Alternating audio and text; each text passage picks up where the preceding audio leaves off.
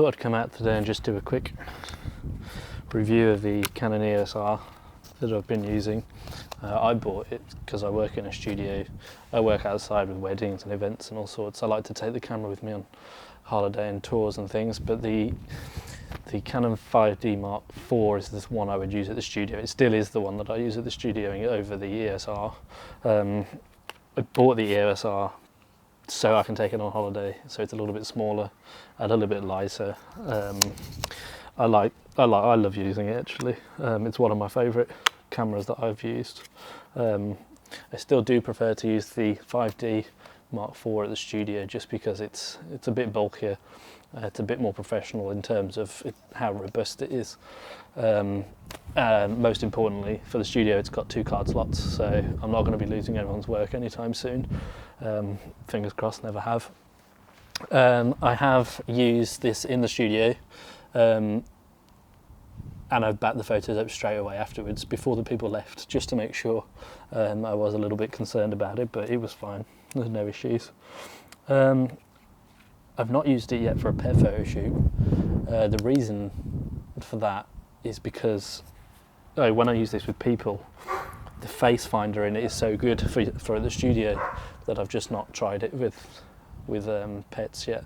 Although I don't have that on the 5D, I feel like the AF system is better on the 5D Mark IV, even though with this one, the EOS R, when you are focusing, you can use the screen as like a trackpad to find your subject and then refocus. So I love that about it, but I don't know if you've done a pet photo shoot, it gets a bit chaotic. So I like to use the 5D Mark IV just because I know where I'm at with it. I know how quickly I can refocus and get back over to where the dogs are. Sorry about the noise. In the garden today doing this because we're all in isolation at the moment, so trying to find something to do, so I thought I'd give you a bit of a rundown. Right, so essentially it is the same as the 5D Mark IV in terms of image quality. It actually has a better sensor on it than the 5D Mark IV. I haven't noticed any picture difference. It's exactly the same as far as I'm concerned. I am using it with the adapter because I have a whole range of EF lenses and I have absolutely 0 RF lenses because I already spent enough money on the body, so I haven't got that far yet to try it without, but it does come off obviously, and the shutter comes down as well, so you can see that it protects the sensor a little bit there. I would love to try it with an RF lens to see what it is. The thing that I love most about the RF lens is it comes with a control dial on the end, so you can set that to whatever you want. I know for a fact that I would set it to ISO. That's because there is no ISO button on here. I've set it to the control bar, the manual bar, so I can slide the ISO up or down, but it's not the quickest thing to do because you have to activate the control bar to get it going. I've also set the up, down, left and right arrows to something that I prefer, so if I press up it goes straight to menu. If I press down it turns the screen off just to save some battery. The left arrow I've used to switch between servo and 1-point, and the right one, I don't know what I've done. Let's have a look. Oh, it changes the AF point. Oh, that's quite handy. So if I don't want to use the screen, which is a lot faster, I can press this one. I imagine I just ran out of options of things to put it to. The touchscreen is good, the same as the 5D. Obviously it's got the flip screen, which is a massive plus. I absolutely love it. Everything else is about the same really. I mean, you've got the AF point, you've got the hold button, you've got the AF selection zone, which you can preset to whatever you like. I tend to flick between the facial recognition and just sort of a zone that you can move around with the trackpad. The other thing I like about this is the screen on the top. Now, I was debating for a while between the EOS R and the EOS RP because I wanted it for a holiday. I didn't need it to be, you know, mega camera.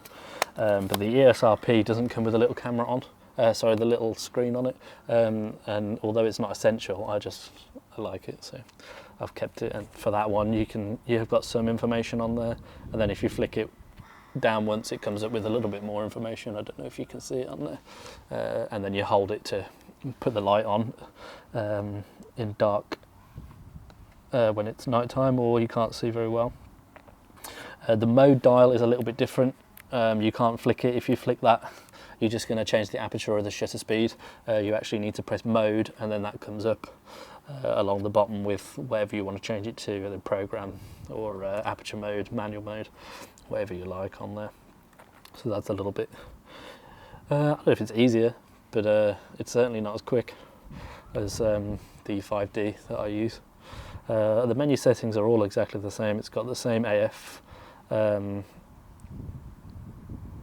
settings, apart from if you have used the 5D, you can choose between what mode you want, so you can change the tracking or the sensitivity. On this one you don't get that option, but I haven't noticed that it's any different, but you can do it manually, so you can go in and change all those little bits yourself. You just don't get the presets that you would on the 5D Mark IV. Everything else is about the same, really. I mean, as I say, I love using this camera. It's one of my favourite ones that I've used. So I have no problems with using this, other than it's only got one card slot. That is the big downfall on it. I know Canon are bringing out a new one this year. It's supposed to come out during the photography show, which of course was postponed this year. So Canon have had to wait to bring that out. Hopefully they'll bring it out about September, and I will probably be one of the first ones to go down and rent it and buy it straight away, because that's just what I do. I like to buy new things when it comes to camera equipment. The reason I had it, as I said earlier, was to take it on holidays and things. The truth is, it's not that much lighter than the 5D Mark IV, so I was a little bit disappointed about that. The reason is probably because I'm using the adapter with it, with the standard EF lens. If I was to get a proper RF lens, it may be lighter. Having said that, the 24-70, which is my go-to lens at the studio, is 900 grams or something. The RF lens is actually more. I think it's about 960. So it's not going to be lighter in that respect. The huge 70-200 EF lens, one of my favourites for weddings, is a lot lighter for the RF, and I will be getting one as soon as I can. We were supposed to go on holiday in May, and I was going to get one for there, but of course that's been cancelled as well, so I've had to postpone my buying at the moment. So, but that's next on the list, the 70-200 2.8 RF. It's much smaller. I imagine it's actually only to about here, whereas of course the other one, if you were to add it on with the EF adapter as well, would just be too big. It may even be too much for this camera and strain the mount. I'm not sure, but I will be getting one as soon as I can. So I wanted to do a little quick run through of some of the features that you might be interested in. Obviously I don't know why you're watching this review. You might be watching it just to see how it looks. You might be watching it to see some of the menus. The menus are the same as any other Canon camera that you've got. The only thing that I found that's different, one moment, you have the focus guide, which I love. So if you're using manual focus, it still comes up with a guide with a little green tick when it's in focus to whatever you're pointing at, which is quite handy, especially if you're trying to line something up manually. So if you've got it pointing towards yourself and you can manually focus it, you can already get it pre-focused. It has silent shutter mode, which is silent. There is no noise whatsoever. It comes up with a little white box around the outside, so you know you've taken the photo. I imagine that is quite handy in one way for weddings and things like that, but also quite creepy in another, if people don't know that you're snapping away. Other than that, I don't really have much else to say about this. It's brilliant in everything that I've put it through. I haven't yet been on holiday with it. I've not used it for anything like a wedding or anything. I've not I don't know it that well yet to be able to do that, unlike my 5D. I know like the back of my hand I can change the setting nice and fast. So for a wedding, you don't want to miss anything, of course. I have used it at an event. In fact, I probably used it about 75% of the event. I take 2 cameras with me, normally the 5D4 and the 5D3. On this occasion I took the 5D4 and the EOS R. The facial recognition on it is really good. It's one thing that I really love about it, because it just points it out straight away, and you get the option to change the face that you're focusing on as well, so it's pretty good. After I've released this video, I'm going to try, if my son lets me, to do a little photo shoot in the garden.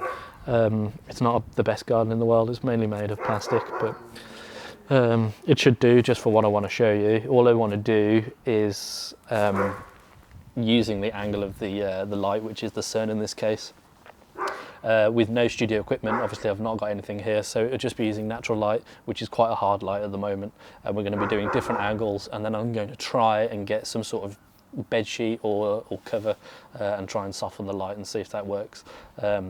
Hopefully you like it. If you want it to come out, then maybe press like and subscribe, and I'll know that you guys are enjoying it. Thanks, see you soon.